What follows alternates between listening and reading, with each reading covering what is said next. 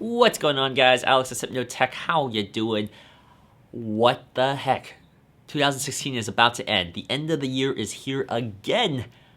We have one last review for you. This is the Huawei Honor 8. This is something that a lot of you guys have been asking me to check out since it first came out, and I finally got my hands on it on Black Friday for a really good price, $300, with a bunch of goodies. If you haven't seen the unboxing video, make sure you watch the unboxing video for all the really crazy stuff that they gave us for free when we bought this phone.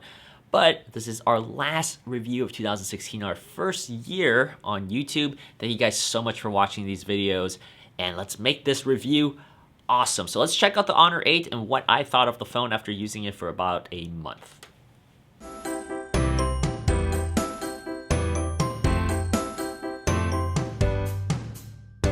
The first thing you'll notice about the Honor 8 is the dual glass build that is both eye-catching yet reminiscent of a particular 7th generation phone made by Samsung. Huawei did one-up that phone with the inclusion of the USB-C charging port though. Yes, it is a very shiny design that is hard to resist glaring at from time to time. The Honor 8 relies on an in-house Huawei processor, the high-silicon Kirin 950, with 4GB of RAM powering it. With 32GB of storage, the Honor 8 does give you expansion via the micro SD card slot, which can be doubled up in a dual SIM tray, giving users versatility based on need. That's a great thing for such a low price point. However, the voices on the other side of the phone calls did drop in and out connected to T-Mobile in areas I normally have no problems in, so I did want to make a note of that. Running on Huawei's choice of skin emotion UI, Android is manipulated to an iOS appearance without an app drawer. The phone is pretty snappy, however, even with the significant hampering of the emotion UI. The cosmetic surgery on the UI doesn't end there, as it spills over into the settings menu, which I personally find very annoying. There are a lot of customization options here, but many screens you are used to on standard Android are relocated in EMUI. It does take some time to adjust to it. Fortunately, since it is Android 2, we are able to change to a different launcher if you so desired. The settings layout, however, is a permanent change. With a 5.2-inch display, the Honor 8 flaunts a full HD LCD display that is actually pretty good. It's pretty sharp at 423 ppi, and I swear there were times when watching videos on the Honor 8 that I had deja vu, feeling like I was using the Moto X 2014. The Moto X 2014 was also 5.2 inches with 424 pixels per inch, and although it was an AMOLED panel, it had similar color and contrast with this phone. Really trippy. Where this display and phone triumph over the Moto X 2nd Gen thoroughly is in the battery department. The 3000 mAh battery is a champ to say the least. It blew past expectations, consistently giving me 5 to 6 hours of screen on time and lasting up to 16 hours on a day of heavy use. It's fantastic in this department. Another thing that is absolutely fantastic is the fingerprint scanner and its additional gestures. Called the Smart Key, the fingerprint scanner is actually an embedded button which can be programmed to do things like opening Android Pay or turning on your flashlight. It is seamless and immensely useful. What a great implementation. The camera is a little tricky to gauge. We have a dual 12 megapixel f2.2 back camera without OIS, I might add. But to be honest, I don't see any difference in quality or sharpness as proclaimed by Huawei. That isn't to say the camera is bad, but I also wouldn't say the camera is elite either. Pictures in ideal lighting come out pretty nicely, and I actually like the less amount of post-processing the Honor 8 does in comparison with the Pixel, which I thought had an excellent camera.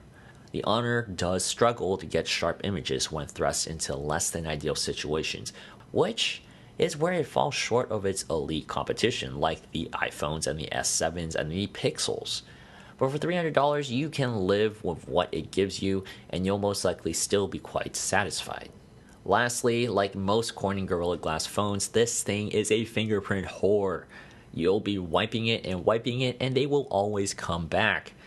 Huawei did give buyers on Black Friday a Doctor Strange exclusive case, so at least you can use that. I did accidentally drop this phone from my desk and can verify that the glass can survive at least a short fall without scratching or shattering. But I quickly popped that sucker into the free case so that the eye of Agamotto could protect it. Thinking cap on. To summarize the Honor 8, there's 5 things I usually look for in a smartphone, and that's regardless of price point. And the first thing is hardware. It has to be decent hardware. It has to be okay build quality. Second has to be the screen quality. I mean, we look at it all the time. We have to have at least something decent to look at. Third thing is battery life. Everybody needs good battery life because if your phone dies early, it's not going to be good. And then performance, obviously, performance. If it stutters all the time, then it's not a good experience. And of course, the software experience. I want something smooth, something easy on the eye, something not conjombulated, something that just you don't like looking at. And so the Huawei Honor 8 hits a lot of those checkpoints. It has great hardware, great battery, a really good screen, but it misses a couple checkpoints that kind of add together and makes the experience a little bit more lackluster in my opinion. And that is, of course, 2 things that I touched upon, which is the settings menu. I absolutely don't like the settings menu. I don't like the iOS look on Android.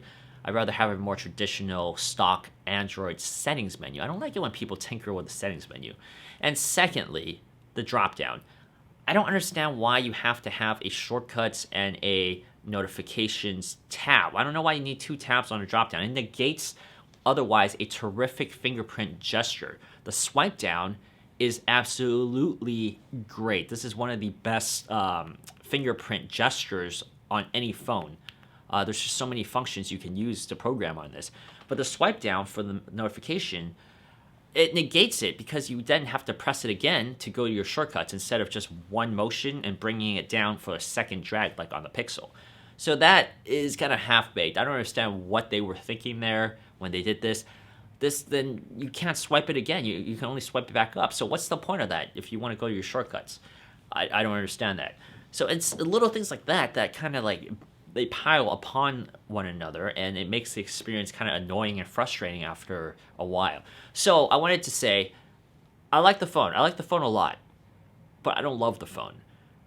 I want to use the phone, but I don't know if I can use the phone for a year or two without freaking out, you know? So it's very complex. You know who you are if you like phones like this. If you like Samsung TouchWiz, if you like MIUI, if you like Emotion UI. If you like Chinese iPhone-like experiences, then you'll probably like this. But if you don't, and things like that do kind of drive you a little crazy, then this might not be the phone for you. But regardless, for $300, it's hard to argue against because I've used a lot of phones in this price point and a little below it and a little above it, and I do think that this is an amazing package for $300. It's hard to go wrong with it for $300. It's just, you convince yourself that.